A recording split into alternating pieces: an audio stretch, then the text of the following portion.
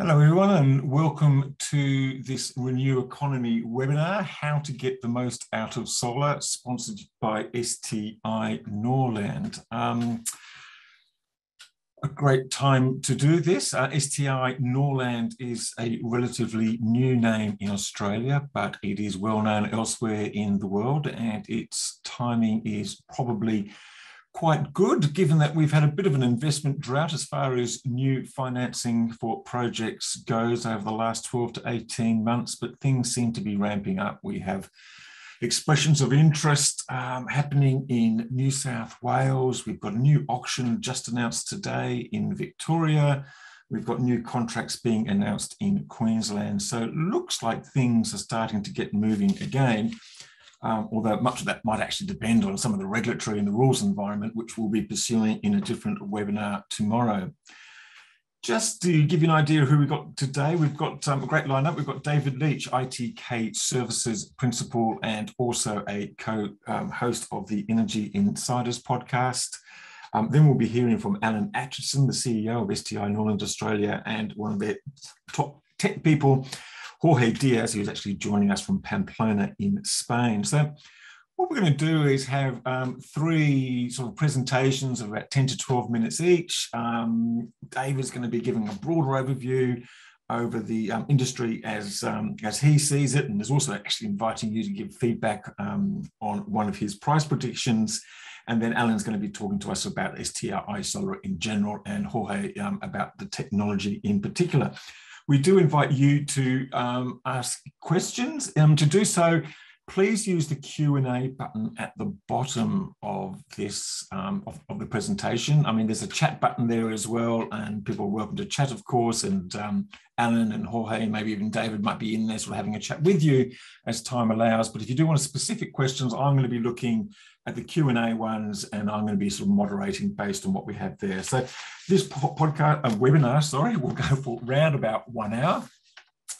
And I think we're ready to go now. So I'd just like to invite David, or introduce David. David, of course, is a long-time utilities analyst, one of the most highly rated, if not the most highly rated, during his long career in the city at one of the really big investment firms, a highly respected analyst, and since then has been operating as a freelancer with his own company and also doing a wonderful job sort of contributing to Renew Economy and co-hosting the Energy Insiders podcast, and has one of the sharpest minds and in, I think, the industry, and not afraid to speak his mind. So with that in mind, I'd like to introduce David Leach and welcome him, and all the best.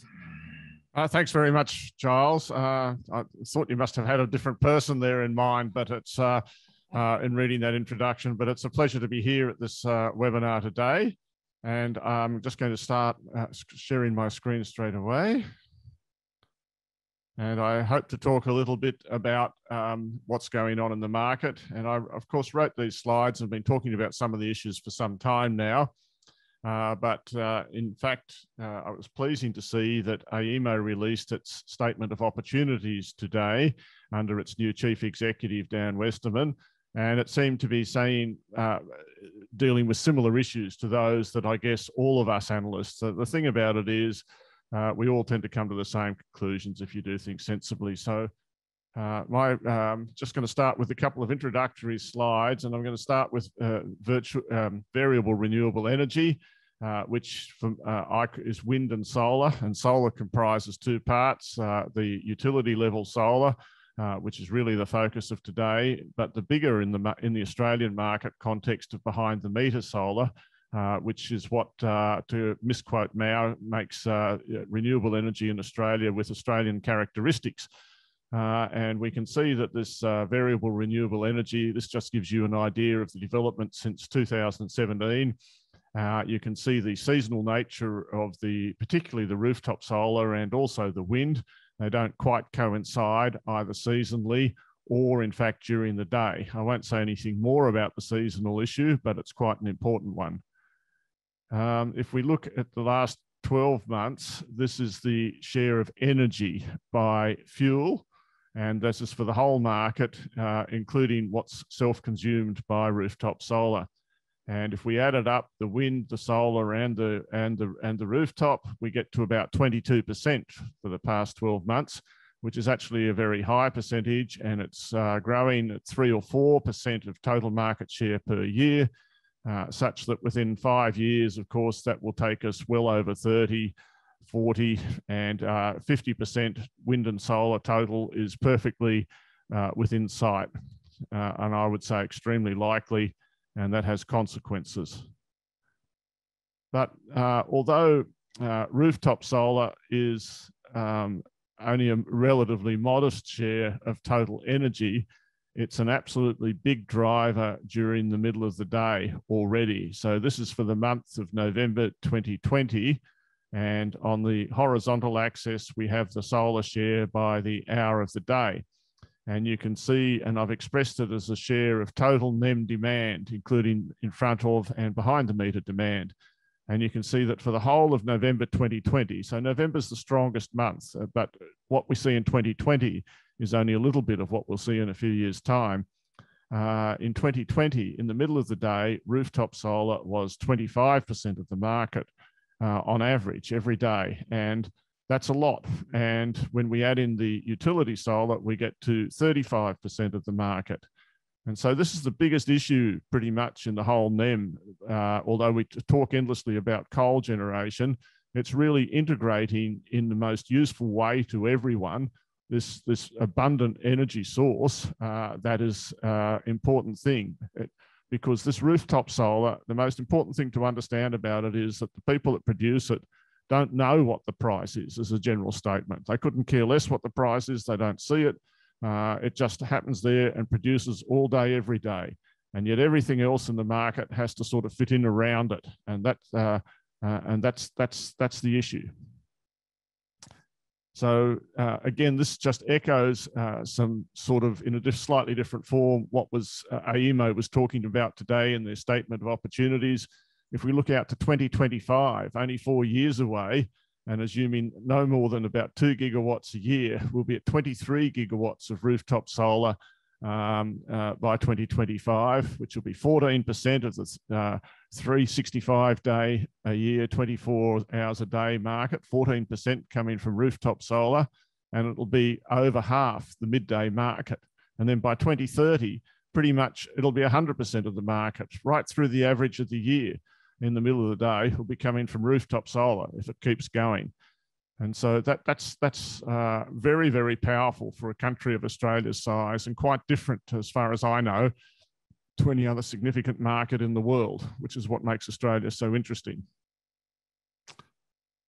And this slide just simply demonstrates the blue bars, if you like, are the detached houses last time I counted that don't have rooftop solar on them. So it's not even the units. And you can see that New South Wales really is the state which has a good solar resource that hasn't fully embraced rooftop solar in the same way as in Queensland. I think it's partly an issue of economics as much as anything else. People in New South Wales, on average, probably just don't care as much about the issue, but there's still, that's the state, I guess, where I'd expect all the growth to come from going forward, or the most amount of it. This slide just looks at the economics of rooftop solar from the householder's perspective. And the biggest driver of those economics, or the two big drivers, are obviously the cost, but also the percentage that you use in your house. If you look here at the feed-in tariff, I've assumed a conservative 6 cents a kilowatt hour. But if you use it in the house, you save 24 cents a kilowatt hour. And that's the essential arbitrage that really gives rooftop its huge advantage. It's an unfair arbitrage. You're arbitraging out the wires and poles cost in distribution, but wires and poles still have to be paid for somehow or other. And at the moment, they're paid for by the people, in essence, that don't have rooftop solar, are bearing an unfair share of that burden. And that will continue to increase as time goes on, that extra burden, and that's something to think about. But you can see that on the subsidised basis, and all of that subsidy comes up front in the capital cost, the householder's looking at something like an IRR pre-tax of 18%. which, you know, when interest rates are 2%, is one of the most attractive rates you can possibly see, even in today's stock market. Just moving on from Rooftop a little bit and looking at some data around the utility scale solar market. And I've chosen, we run net present value models, like I guess every would-be developer does. My mate David Wilson used to call it no present value, but we call it net present value. And we've chosen Queensland as the sunniest state. And we've used a capacity factor of 25% because that's, although you'll see numbers quoted up around 28% and even 30%, on an AC basis. In fact, the observed data shows about 25% for most of the things, and that's the same as wind. It always looks better in the spreadsheet than it turns out to be in reality. We're using an overnight capital cost of, including connection, of about $1.15 a watt. So despite all the problems that solar developers, installers, contractors have had, EPC people, nevertheless, the prices have still continued to fall, I reckon, just a touch, but not as fast as they were before. And we're using OPEX on a $8 per kilowatt per year here of $20 Aussie. And if you work that through using these capacity factors, it comes to something like $8 or $9 a megawatt hour. So solar isn't free on average. Its marginal cost is zero, but it does have annual operating costs, vegetation management, and lots of insurance, and lots of other things.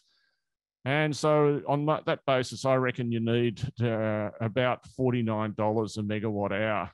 But you probably couldn't get that for a pure solar farm. You could probably get a PPA around that level, but you have to give away the RECs, the renewable energy certificates. We don't know what they're not supposed to be worth anything going forward. And yet on the screen, they're still worth $15 out in 2025 and more in the spot market right now. So there's a much bigger lag in those than we were expecting a few years ago for a variety of reasons that I won't go into now. If we look at the solar farms that are under construction, I had to take out Sanjay Gupta's one, unsurprisingly, and there's one or two others here that have probably been sitting on this list for a long, long time without getting anywhere. But nevertheless, in theory, this is our list of solar farms, about 2 gigawatts that are actually at some stage under construction or have finance and have a PPA. So still a level there.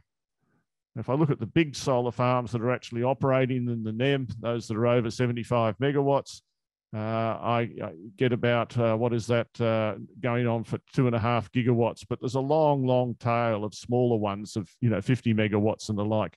Going forward though, I probably expect that there are economies of scale, and maybe we'll hear a bit more about those the bigger you get. So I think the whole of the solar and the wind industry is moving up in scale, and it's much more becoming a game for really big players for a variety of reasons that, again, I won't go into. The whole industry is consolidating. Scale, capital, economies of scale, having a portfolio of projects, or having access to transmission, all of these things are becoming much bigger than the original entrepreneurs, if I use that word, that just turned up and leased a paddock out in the back of nowhere. These are our solar price as dispatch weighted that we have for utility solar. From the ITK price forecasting model. I haven't put the exact numbers on here, but that's $50. That's $50 up there. I think RenewEconomy is kindly going to run a little user poll for us to see whether you think those forecasts are too high or too low. And there they are, all the way out to 2040. I do price forecasting I don't actually think there is any credibility to long-term forecasts whatsoever. Anyone who looks at forecasts 18 months ago and tried to forecast even 2021 would have been wrong by an order of magnitude, or maybe not an order of magnitude, but they would have been be lucky if they got half the right number. So price forecasting is impossible, but nevertheless we do it because people think it's useful to them. And so this is just a quick snapshot of what's happened in New South Wales on a 365-day year average over the past year or few years. And you can see that the prices have come down from 2019 prices 2020 prices and 2021 prices in New South Wales, notwithstanding the fact that prices are a lot higher than we originally thought they were going to be, and have been going up since March until they started coming down again just very recently. And you can see the development of the rooftop solar market, and I think it's fairly clear how it's depressing those prices in the middle of the day. A lot more slides like that, but I'm not going to show them here today. This is our demand, ITK's demand stack for New South Wales in 2026. You can see all this spilled energy. So I think, control of inertia and system services and things without big spinning machines is one issue in the NEM, but also building dispatchable and firming supply that can take advantage of all of this free energy, as it will turn out to be in the middle of the day, is the other part of the message. And these are our forecasts that show that, in fact, on our forecast in the middle of the day in New South Wales in 2026, prices will be zero, except they probably won't be, because if there's one thing I know about prices, it's that they're self-correcting. If there's a free energy source out there, someone will take advantage of it. The cure for low prices is low prices. And this is the other issue, which shows that coal generation is completely and utterly unsuited to this new market that we're moving into. This is the ramping requirement. That is the amount that coal generation every day on average in 2026 in New South Wales and Queensland is expected to have to ramp up to meet peak demand. So we've set minimum and level at 2,000. In theory, it could be lower. And this shows an amazingly steep ramp up that probably won't be achievable in New South Wales. And I mean, that's even given that the New South Wales and Queensland coal generators are amongst the most flexible coal generators in the world. In Victoria, the situation is going to be a complete disaster. That's guaranteed, without a battery or something. Now, I've got a whole lot of slides here on batteries, Giles, but I think, and how they're going to be the answer to a lot of the problems, but I'm going to skip through those because, after all, in the end, we're not here to hear what I've got to say so much, I think, as to hear what Norland have got to say. Thanks very much. Thank you very much. Thank you very much, David. Look, that's fantastic. I'd love to have heard those battery, seen those battery slides and heard your views about that, but I have to save that for another day. You got a very quick response on your price forecast, David. I think 30 out of 40, 2/3 said too high, 1/3 said too low. So on a weighted average basis, or whatever it is that you call it in analyst land, maybe just a slight adjustment upwards, but maybe everyone's wrong and you're absolutely right. So thank you everyone for their very quick response on that. Now, moving from the Australian market analysis about where solar fits into the market and what price, I'd now like to introduce Alan Atchison. He is the Chief Executive of STI Norland in Australia. This is a Spanish-based company. This is its first move into Australia, although I think they've probably been here for a while, getting things all set up and looking at the ground and the territory. And Alan is going to be telling you more about what it is that STI do and what they have to offer. So, Alan, thank you very much for joining us. The floor, as it were, or at least the screen, is all yours. Well, thank you very much indeed, Giles. And it really is a delight for me to have this opportunity to speak to the RenewEconomy community out there and to be able to give listeners a perspective on this issue from the point of view of STI Norland, which has been a pioneer in the development of solar tracker technology over a 25-year period.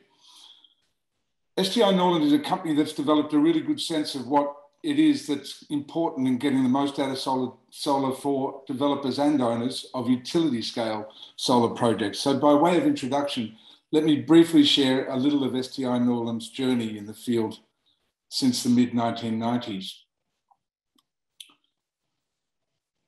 The company's been a solar specialist for over 25 years, as I said. It was established in 1996 and began at that time supplying fixed tilt structures to what was, of course, then a nascent solar industry. But the company soon turned its attention to how best to maximize solar module performance through the development of tracker technology. And since 2002, the company's been developing leading edge solar tracker technology for PV projects. And over these past 20 years, we've continue to devote ourselves to maintaining this leading edge in R&D so that we continuously improve the performance of our solar trackers.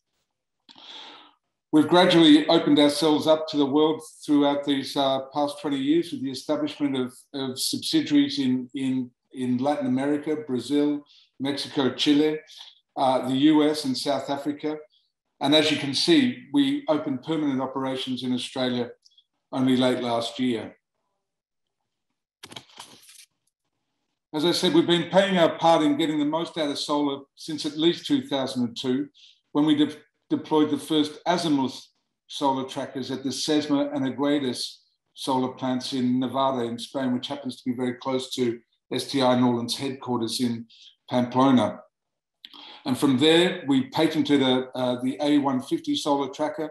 And in 2008, it was deployed at what was then the world's largest solar PV plant. That was Acciona's 46 megawatt solar farm, Maura solar farm in Portugal. And then in 2009, we introduced a multi-road tracker. It was called the STI H1250 multi-road tracker, which helped establish the company's reputation for providing robust, cost-effective, and highly reliable tracking systems. With the 1250, we minimized tracker power consumption. We increased the tilt angle range to plus or minus 55 degrees east-west and focused heavily on ensuring the structure has the highest possible wind resistance. And STI Norland has now installed more than 2 gigawatts of the H1250 in 14 countries, and it continues to perform with great reliability, and it's still an important part of the company's product offering. Then in 2017, STI Norland took another major step forward with the launch of its H250 dual road tracker. This was the first dual road tracker on the market, and its unique advantage is that it combines the flexibility and versatility of a single road tracker while significantly reducing capital outlay. And as you can see, it's been a great success with almost 7 gigawatts installed at over 100 solar projects worldwide. It's now in its 6th generation, which means that there's no kinks for us to iron out. There's no surprises, and it's a tried and tested product that our clients worldwide have great confidence in.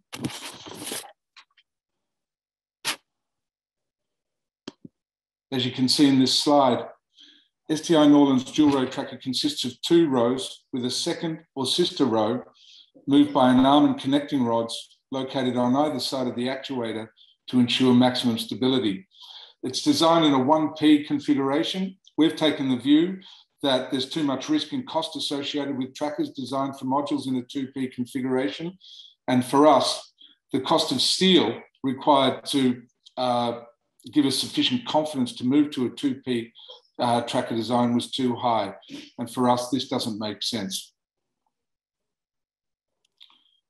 So the key advantage of the STI H250 is its versatility. It can be installed effectively without earthworks on north-south slopes up to 15 degrees, which is significant when compared with leading single row trackers, which tolerate north-south slopes of around 6 degrees. And we can reduce the pitch between trackers, between tracker rows down to 4 meters. Each tracker motor is normally self-powered by way of an additional small PV module. And as you can see in this photo, each tracker has its own tracker smart controller, which powers the tracker motor and works to optimize tracker performance. Now, the ways in which the company can optimize tracker performance through programming individual tracker smart controllers is something that my colleague Jorge will say a little more in a few moments. So I won't say too much about that now, but I would like to make a couple of brief points to reinforce why STI Norland believes so strongly in its dual road tracker. Now, in our view, the dual road tracker is the logical endpoint in the evolution of the single axis tracker. From the development of the multi-road trackers in the late noughties, tracker designers have gone in 3 different directions. One direction has been towards trackers designed to accommodate 2P configuration. And now that's for reasons essentially to do with risk and cost, as I've mentioned already. That's a track that STI Norland decided not to pursue. A second direction was towards single road trackers, which maximise the number of trackers you can put into a plot of land, but which are very costly. And the third way has been led by STI Norland towards a dual row design. And we believe that this approach has several advantages. And very quickly, the three advantages that I want to mention. First of all, the product is super versatile. It adapts really well to uneven terrain, and it fits really neatly into irregular plot layouts. And I should mention here that when necessary, we can decouple the dual row tracker and provide a small number of single row trackers to maximize land usage and generation potential. The second point is that the tracker has been designed to minimize the hassle associated with panel cleaning and tracker management, tracker maintenance, vegetation management, and all of that sort of stuff. But most importantly, the tracker has half the number of key components than do single row trackers, which means capital outlay is reduced and maintenance cost also decreased significantly. So in our view, the versatility of the product combined and its cost efficiency combined with its proven reliability is the way to get the most out of solar trackers and therefore to maximise the potential of utility scale solar farms. Well, now that's probably enough from me about STI Norland's background and what we can do to help solar developers and EPC contractors in Australia with their projects. But before I hand back to Giles, just let me make one final point about the dual road tracker as compared to single road trackers.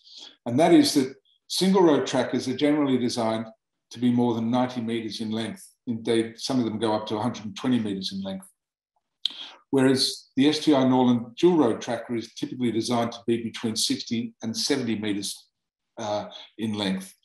And the point here is simply that shorter length trackers are inherently more stable and they have a much greater capacity to adapt to north-south slopes. And greater stability also means that in most instances, we don't have to ram in our posts as deeply as do other tracker designers. So on that note, let me say thank you again for listening, and I'll hand back to Giles and then pass on to Jorge Diaz after that. Thanks so much. Thank you very much, Alan, for that introduction to STI Norland.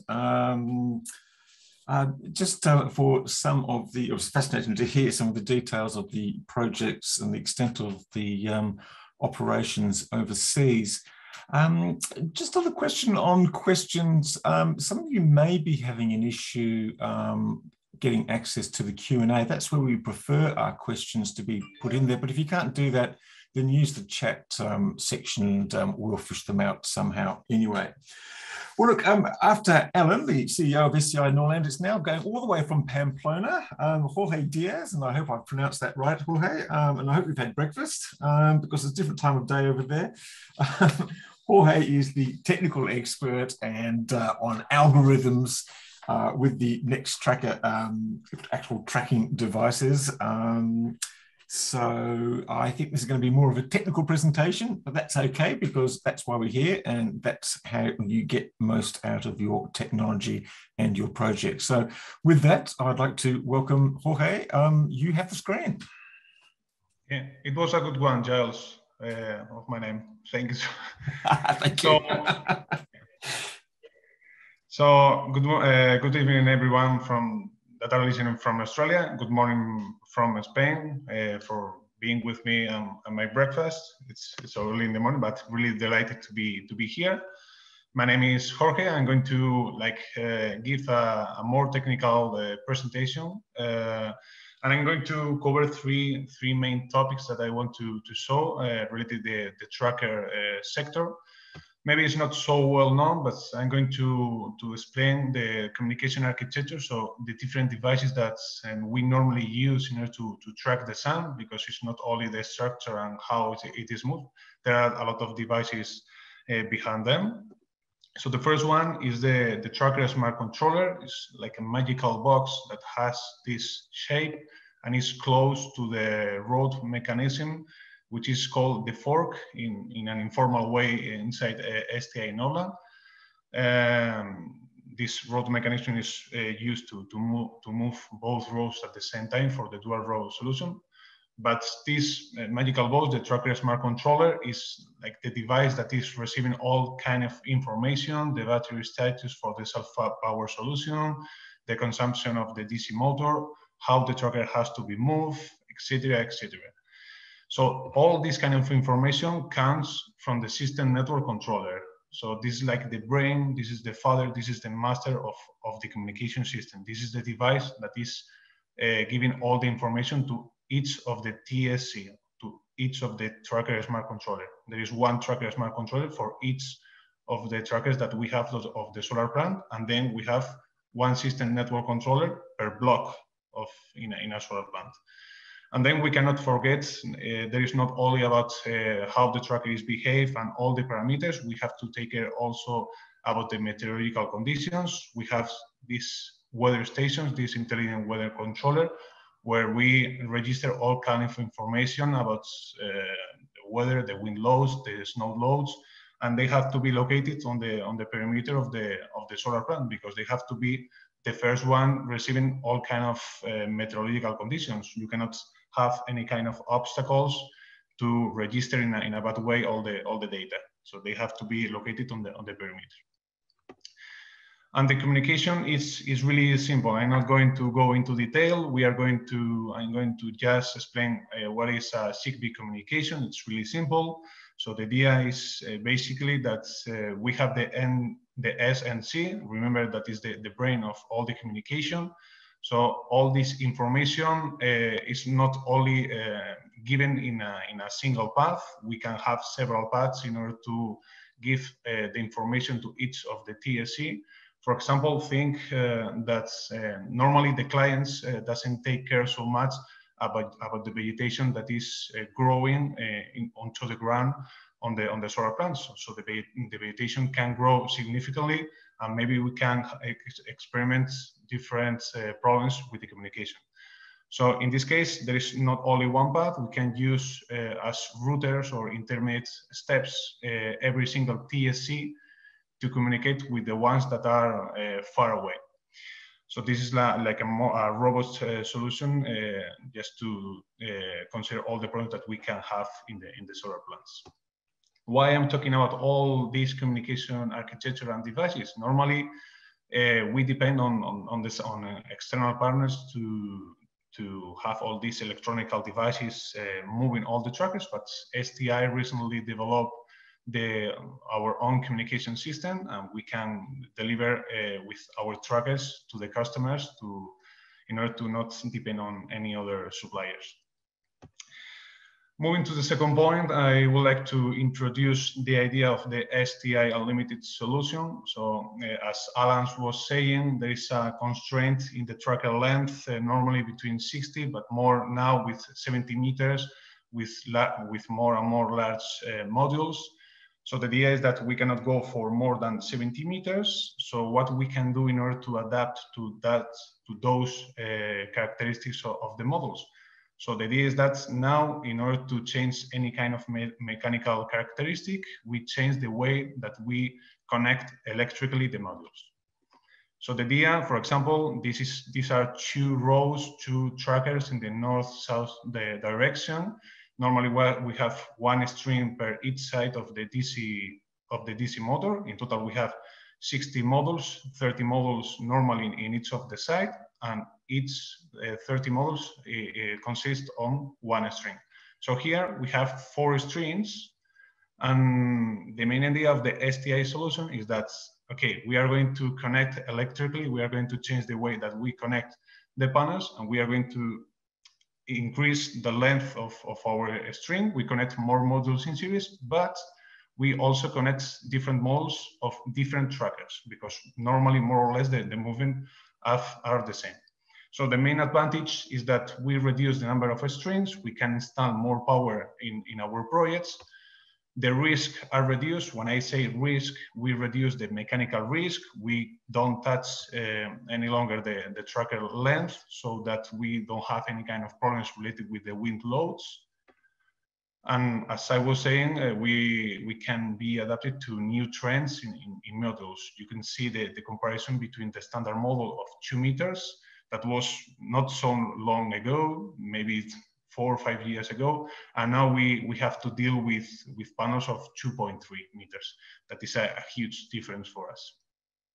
So in order to have all of this in mind, as I was repeating again and again, the tracker length cannot be more than 70 meters. But when we have to consider the 70 meters, we have to take care or take into consideration the gap between the modules, the space for the DC motor. And if we have a standard module of 1.3 meters, the actual size of the modules with this electrical configuration, we can study the number of modules that we can put in series. And as you can see, we cannot put more than 26 modules. Before, with a standard model of 2 meters, we could go up to even 32 modules, but now we are reduced to have 26. But with this STI solution, we can have a mechanical configuration of 24 panels in each of the sides with a 32 electrical configuration. And again, with a drawing, I think it's better to understand. For example, a tracker with 24 panels in each of the sides, we can have it mechanically like this, but electrically talking, the strings are increased. We go from 8 strings to 6 strings connected electrically with the same amount of modules, and we have 2 strings less. At the end, we only have to take care about the electrical conditions. Normally, we have to fulfill with the maximum points of voltage, the maximum voltage, open circuit voltage, but it's just numbers. We have to deal with them, and we have to see if we are in the right range. The basic idea is that as we increase the strings, we increase the number of modules in series, the voltage will increase, and we only have to take care of the value of the voltage, also of the current, but it's also fulfilled. And the third point that I want to cover, and the last one, it has 2 subsections. Is based on a study that we have developed with different tracking strategies. But first of all, I think for the audience, it's really good to know the basics of the tracking cycle. So how the tracker is moved along the day. So at the beginning, during the night, the position has to be -10, -5 degrees of tilt, because we don't want any kind of deposit or sediments to be over the surface. Then we go horizontal. We do that because we don't want to create any kind of inter-row setting. If we go directly and we follow the sun at the very beginning of the day, the sun is really low and we would create inter-row setting. This is really bad for the module, so that we start horizontally, we go little by little until we reach the limit of the tracker that Alan said was 55 degrees, and then we start performing normal tracking. Normal tracking is just following the sun without taking care about the shadows. You see that there is like a step function in the middle of the graph. That the meaning of this is that we are not just constantly moving the tracker, because it could create a lot of consumption in the DC motor. It's like a race between the sun and the tracker. We compare always the position of the tracker and the sun. And the idea is that if we are 1 degree delay compared with the sun, we start moving the tracker until we are 1 degree ahead of the sun. So it's like a race between the tracker and the sun. And then this is like a mirror function. What happens in the morning happens in the evening. We reach again the limit, the mechanical limit. We do again the backtracking, and again we finally end in the night position.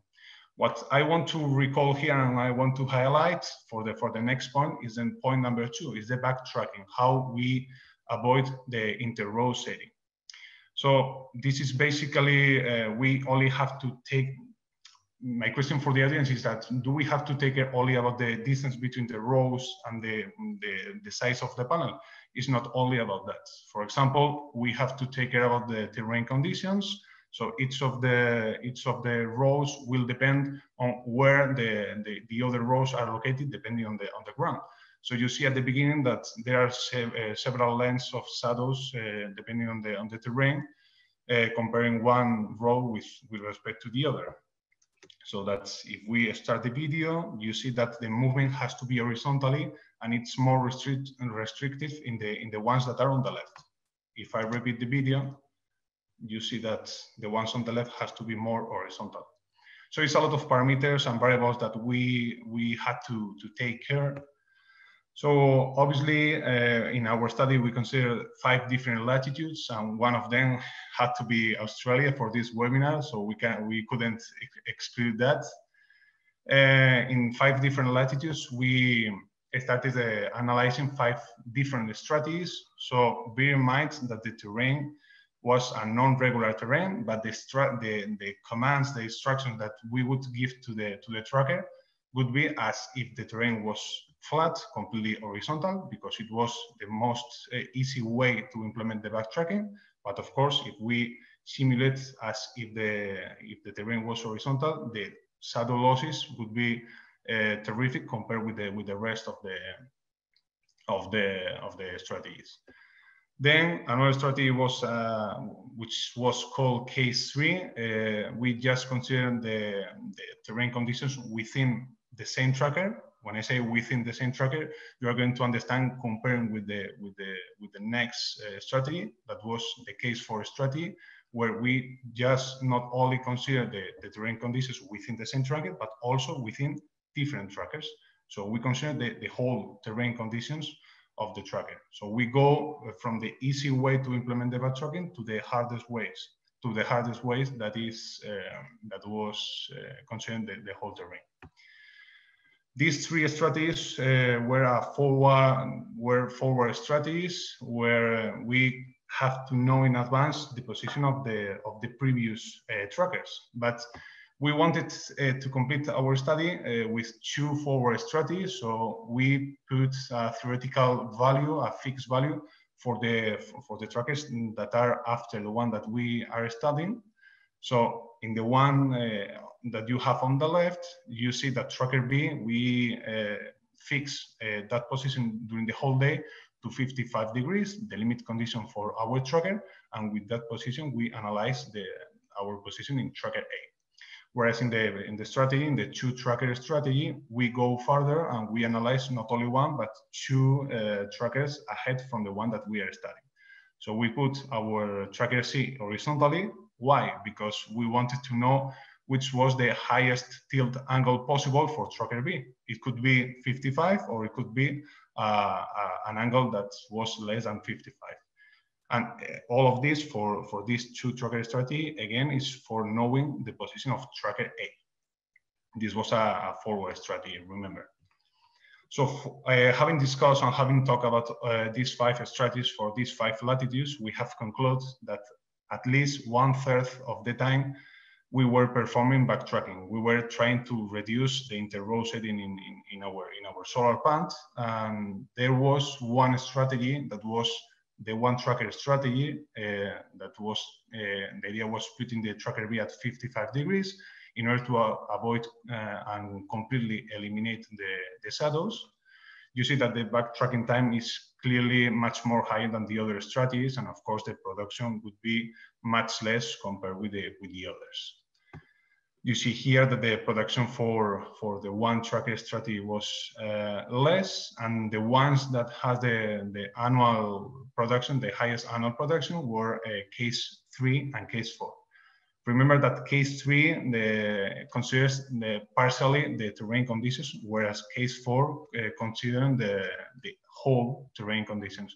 Why I'm saying this? Because when we analyze and we put those lines saying on the y-axis on the right, we analyze the shadow losses. And if we focus our attention on the purple and on the blue line, which was there for case 3 and case 4, you see that for case 3, that considers partially the terrain losses, the shadow losses were much more high than in case 4, because is not, because in case 3 it doesn't consider the whole terrain. That's why we have more shadow losses. But in order to counteract this effect, in case 3 the tilt angle is more optimized, is more tilt, so that at the end between case 3 and case 4 it was difficult to analyze which was the better one. And in order to end here with this slide, you see that there is an accordion effect for the shadow losses. So the more perpendicular you are to the sun, the less are the losses. For Congo, that has a latitude of 0 degrees, you see that the losses in any of the strategies seen here, the losses are less compared with France, that, for example, for case 2, we reach up to a loss of 4.5%, really high. So to sum up my presentation, 3 main points I want to highlight here. We have our own communication device. We don't depend anymore to other external partners. The STI Unlimited solution is adapted and is thought to work with large models in the future. And of course, the backward strategies work much more better than the ones in the forward solution. We have at least to consider partially the terrain conditions in order to optimize our process. And this was all from my side. I'm really prepared to answer all your questions, and thank you again, Giles, for having me here. Thank you very much, Jorge, and to all our panelists. I think we're going to get everybody up there now. Just a reminder to, if you do have a question, put it into the Q&A thing down at the bottom there, and also we have the chat one if you, for some reason, you can't make the Q&A one work. Jorge, I'm going to start off with you, actually, and this is a bit one from left field. One of the big conversations we're having in Australia at the moment, particularly with solar farms being put on agricultural areas and farms and things like that, is can you continuing farm practices? And we see lots of photos now with sheep grazing in between the rows of panels. I presume your tracking systems are capable of dealing with that? We're dealing with agrivoltaics. Sheep. Yes, sheep or even crops. I mean, it's feasible with sheep, but we have to put our panels in an horizontal position, because with any kind of tilt, maybe the panels can be damaged. But you have to take care always that the animals cannot go over the surface, because it can destroy. I mean, the panels are really fragile, and it could be feasible. But I see that your things are 1.6 meters above the ground, so it'd have to be pretty big sheep to get on top of them. Yeah, I mean, maybe I could mention also that we have quite a number of projects in Europe where we have sheep grazing happily at our projects. The only place where we've had a problem was where there were some goats who were grazing, and they tended to gnaw away a little bit at the electrical cabling. So we had a little bit of a problem there. So maybe sheep is better than goats. That's what I would say. Who wins between a goat and electricity, Alan? A goat. A goat. Okay. Hey, Jorge, while you're there, well, you're going to be there for a while, but there's a technical question here. We might as well do that, seeing we're being a bit technical. What is the Stow angle for dual row during high wind and hail? Are you able to answer that question, you or Alan? For the 2P configuration. What is the Stow angle for dual row during high wind and hail? Okay, yeah, I can answer that. I mean, the main idea is that the best configuration, the best position for the wind lows and hails are 0 degrees. It was the basic idea in the past, but we have concluded in STI Norland that the best position was to have a tilt angle of 25 degrees, because the idea was to go against the wind. So the wind has to put the tracker onto the ground. We have to put it, because if we put it horizontally, it can generate vibrations on the panel, and it can destroy and blow away all the structure. So the basic idea is having at 25 degrees. Another technical question for you. What is the analysis tool for assessing the shading and annual generation? PVSYST? or another? I'm not too sure. I'm not aware of that one. I'm not too sure whether that's a typo or whatever. What is the analysis tool? Can you answer that? I mean, PBSys hasn't developed a backtracking for example, for our dual row configuration. I think there is a lot of development for PBSys to do that, but how we develop this is basically in a master's degree project that I started inside the company, that I spent more or less like 1 year, 1.5 years, and we continue to do that. So we have used several programs, but maybe PBSys. I can say that PBSys was a complement to support all my knowledge about backtracking, but it wasn't the milestone of my investigation. Okay. And I noticed that you answered a few questions about sort of severe weather events. I mean, I guess we've sort of just addressed the sort of, the tilt angle, the stow angle for sort of rain and hail and things like that. But just in case other people didn't see your answers, can you just very briefly describe what your answers were to questions about, cyclonic conditions or other extreme weather events? Well, look, we take a very conservative approach to these things. When we're in high cyclone areas, we look very, very carefully before we even make an offer. We know that our tracker has really strong wind resistance. It's been tested by most of the European and US labs, and we're very confident with speeds of up to 140 kilometres an hour. But when you get up, far north Queensland, some of those cyclones up there are pretty serious, and we would take a very, very, very careful look before we put ourselves forward. We're not going to bid for a project where we're at risk of having a problem. Okay. That said, so that's wind. In terms of snow and ice, well, that's not really going to be a big issue in Australia, but we've got great record on that score to the extent that matters. But we also know that we can raise the height, so we're very good with dealing with flood issues. This is all a matter of design, and we do it on a project by project basis, and we're very accomplished on water, on high temperatures, on snow, on ice, and on wind. So we feel very confident on all those factors.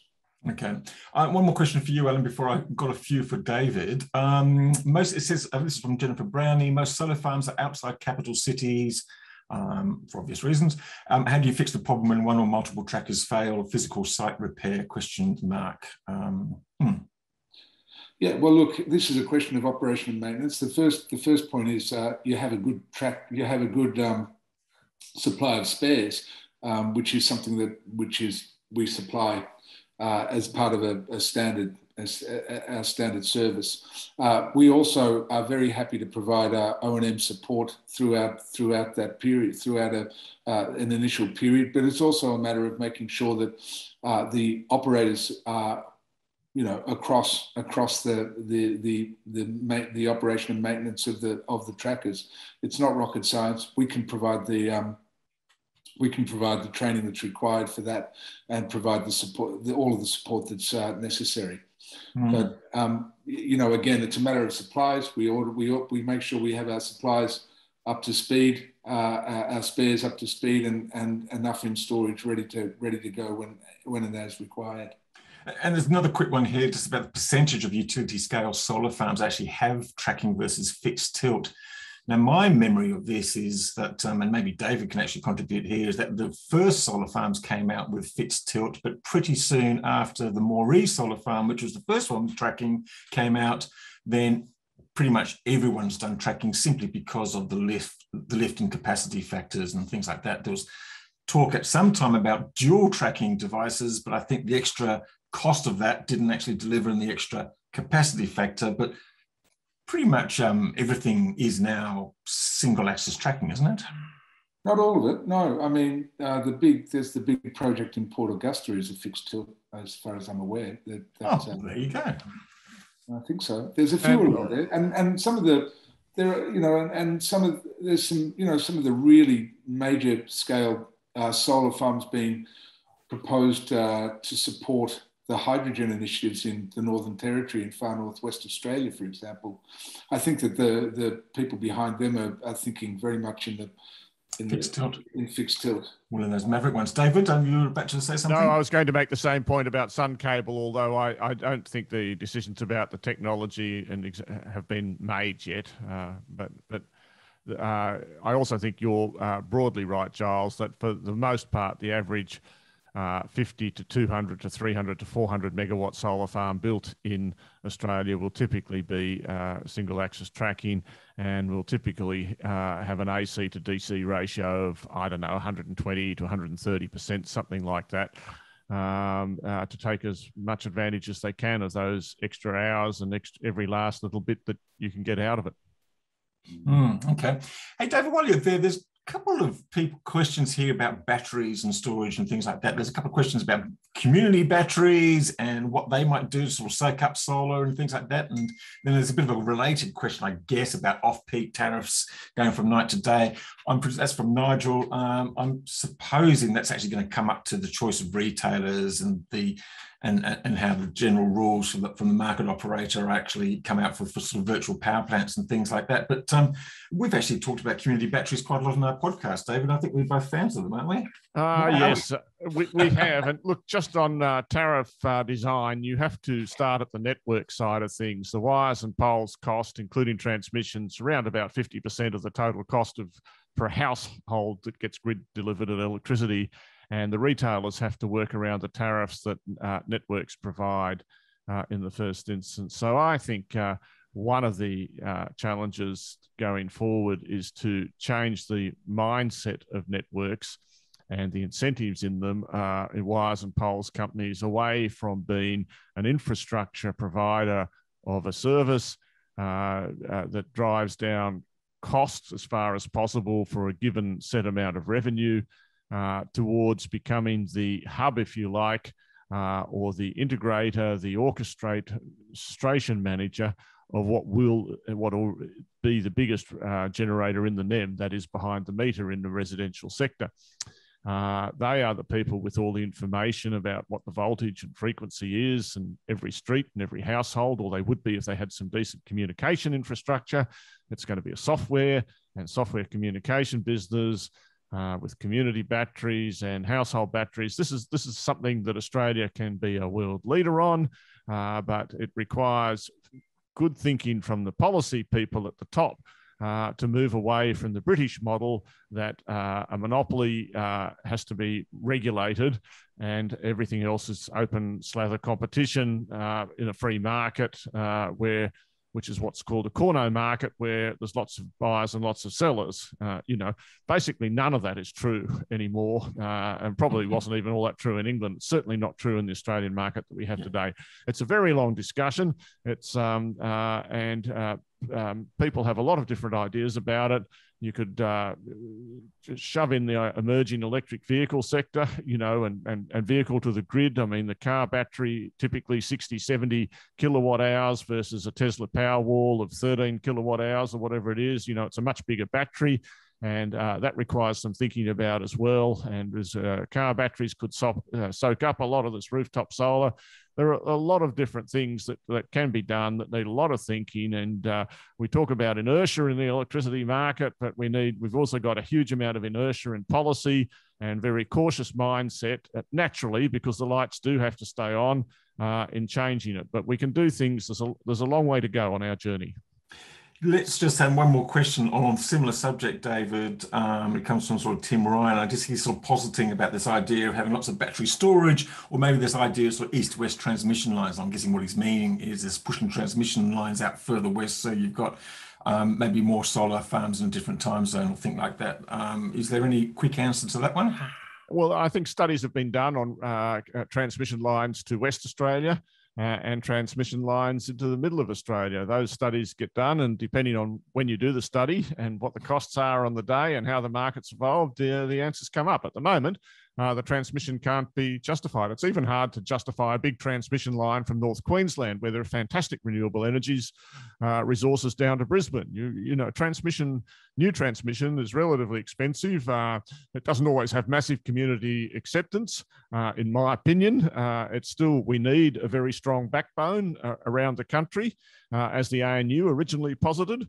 But again, that's a very big debate. And I think from everyone's point of view, behind the meter solar is going to be a much bigger part of the overall market than people were thinking about 5 years ago, or people thought about it 5 years ago, but that future has come along much quicker.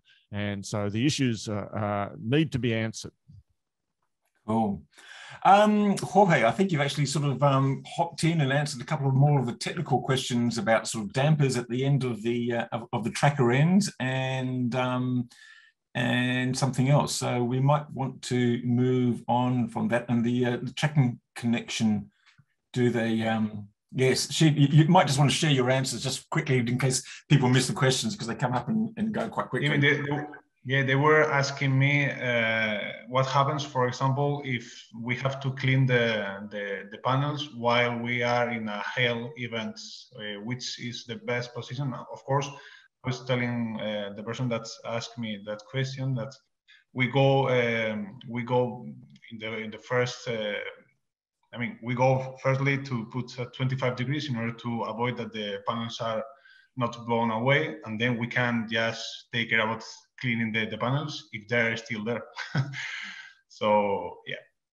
I mean, the difference between the hail and the position of the hail event and the cleaning position is, for the hail event is 25 degrees, and for the cleaning position is 45 degrees, because the more tilt, the better to eliminate any kind of dust, deposits, whatever. So we go first of all with 25 degrees, and then we can just clean or put the tracker in the optimal position. Good stuff. And the sheep are okay then if they rub up against the tracking. Yeah. Sheep are okay. I should also mention, Giles, there was a question about dampers at the end. We do provide dampers at the end of each tracker row, which provides really good stability for our trackers. Excellent. Yeah. Do you have is there a figure that you can kind of pluck out of the air? Because we're talking about fixed tilt and tracking systems.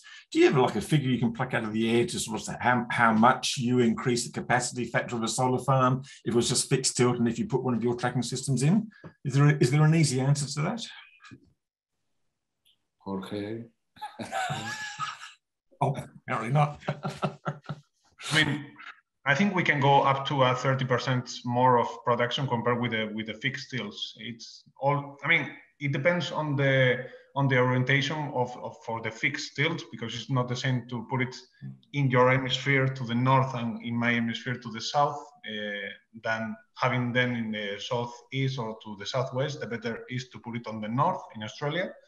So it will depend on the orientation of the fixed tilt, but normally with the best optimal position for the fixed tilt and our solution is around 20-25% annually.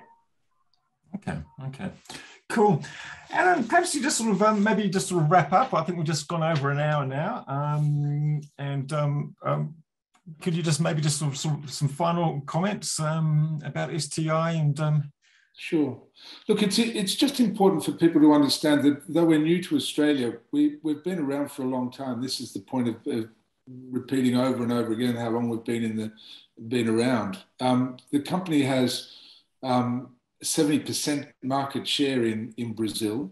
We probably have close enough to 10% of the market share worldwide, and we're in the top 5 global tracker suppliers and designers globally. So it's a company that's really well supported in most parts of the world. We're new to the Asia Pacific and Australia, but we have a really strong relationship with major developers and utilities, from Acciona to Iberdrola to Canadian Solar. Most of the major international players know us well. So although you may not have heard of us in Australia, we are pretty well established internationally. That's all I'd like to say. Good stuff. Okay. Well, thank you very much. David, just very briefly, just with the ESU, the Statement of Opportunities that came out overnight, is this something for us to sort of celebrate and cherish? Is the energy transition moving forward as hoped? Giles, it never moves fast enough, but it keeps on moving. And I think I listened to a podcast once where, you know, we talked about progress, and it doesn't go in a straight line, and sometimes it's hard to see. But I think if we compared what IEMO is saying today and the extent of analysis and the scenarios, I do agree with a comment that was made I saw before, that the central scenario isn't very central. Kerry Schott herself said that we weren't on the central scenario. We're in front of that, and it's important to people that want to be able to bank their projects that they can take a case from IEMO that is an important case, a realistic case, and the central one, I don't know that is actually the answer. The answer is that we're on a journey. It's not as simple as just simply saying that we can whack in endless amounts of wind and solar and the lights will stay on and everything will be wonderful. It is more complex in the real world than that. There is only a certain pace that you can move, but by goodness me, it still could go quite a bit faster, couldn't it, Giles? Well, it is, absolutely. And more needs to be done. So more opportunities, more wind farms, more solar farms, more opportunities for the likes of STI Norland. And look, thanks to all our panelists today for joining us. David up from ITK Services and co-host of the Energy Insiders podcast, to Alan Atchison, the CEO of STI Norland, and to Jorge Diaz from Pamplona. Thank you very much, and thank you to everyone who's actually tuned in today. 165 at one stage. I hope you've gotten something out of it. Yes, I think the slides are going to be available. The questions are going to be available as well. And if you are looking for more webinars, we've got another tomorrow as well about the market rules. Once again, thank you to STI Norland. Thanks to all the people that made this happen, and Sam sitting in the background there. Thanks to our presenters, and thanks to everyone. And that's all for now. Goodbye.